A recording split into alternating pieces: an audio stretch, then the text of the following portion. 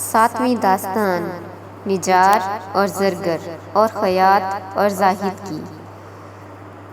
جب آفتاب چھپا اور مہتاب نکلا تب خجستہ رخصت لینے کے واسطے طوطے کے پاس گئی اور کہنے لگی کہ اے طوطے، پیدا کرنے والے کی قسم، مجھے آج کی شب جلد رخصت دے کہ میں اپنے محبوب کے پاس جاؤں۔ طوطا کہنے لگا کہ اے کدبانو، میں ہر ایک شب تجھے رخصت کرتا ہوں، تو آپ ہی دیر کرتی ہے اور نہیں جاتی، بلکہ میں اس بات سے آٹھوں پہر ڈرتا رہتا ہوں کہ ایسا کہیں نہ ہو کہ تیرا شوہر آ جاوے تو پھر تیرا احوال انہی چاروں شخصوں کی طرح سے ہو۔ خجستہ نے پوچھا کہ ان چاروں کا قصہ کیوں کر ہے، بیان کر۔